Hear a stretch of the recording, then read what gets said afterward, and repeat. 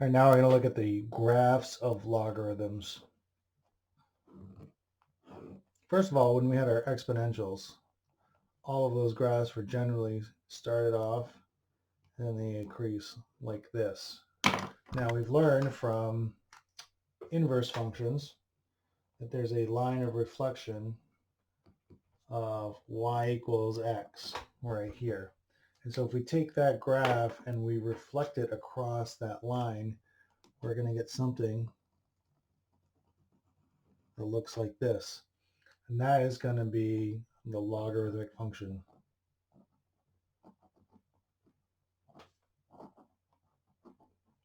Now what happens is it's going to start off where it's asymptotic to some sort of vertical line, not always necessarily the y-axis, but we're going to start off that way, and then you can do your transformations left or right. And then it's going to increase, and then it's going to flatten off. Now, understand that there's no horizontal asymptote that's going to be here. This is still going to be going up and up and up and up, except that this rate of increase is going to decrease over time. So it's going to really, really flatten out. If we look at y equals the natural log of x, that's going to look like a graph like this. It's going to go through 1 here, and then it's going to increase without bound, but it's still going to have this kind of a shape to it. And so all your logarithmic functions are going to look something like this, where they're going to start off, where they're going to have a very steep slope, and then they're going to come through, and then they're going to start to flatten off. But there, again, there is no horizontal asymptote. Let's look at some applications.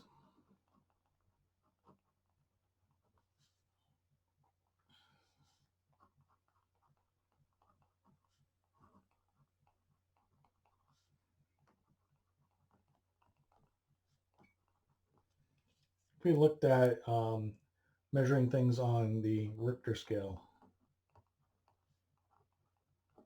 and this is the scale that they use to measure earthquakes.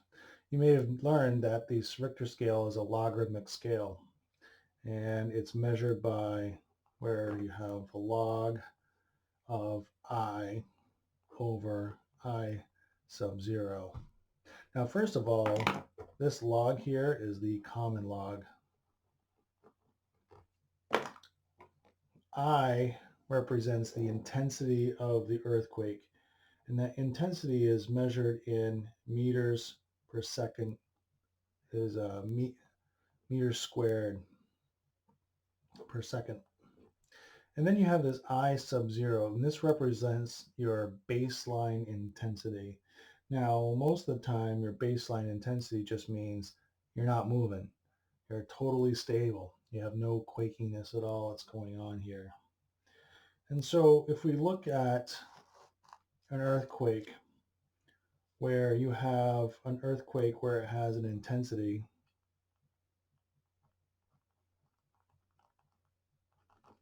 of 10 to the 7.8, and I believe that this is going to be in joules.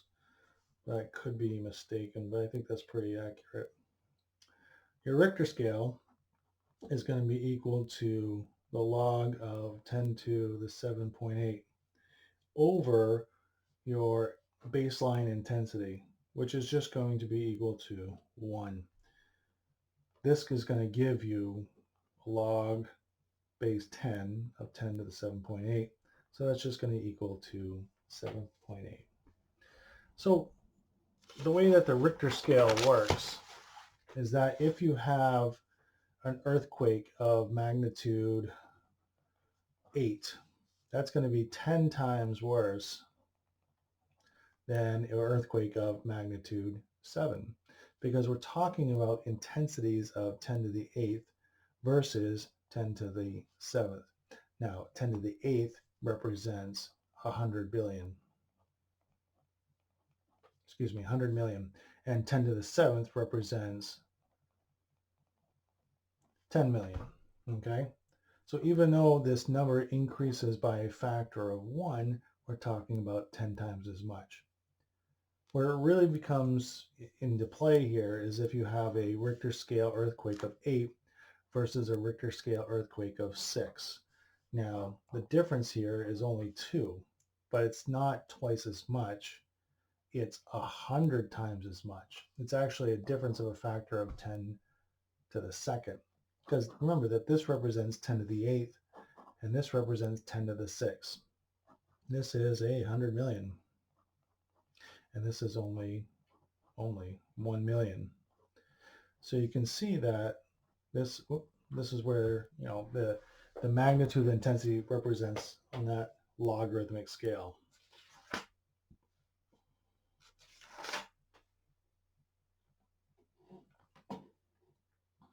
All right, so that's going to conclude section 5.3. Good luck with the problems that you have there.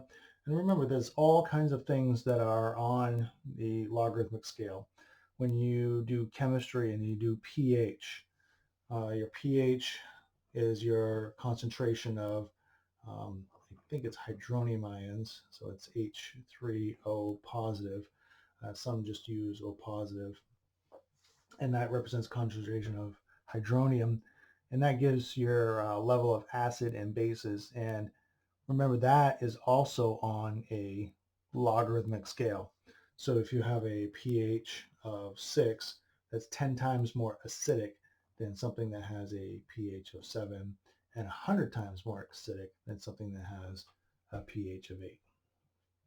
All right, good luck, and email me if you have any questions.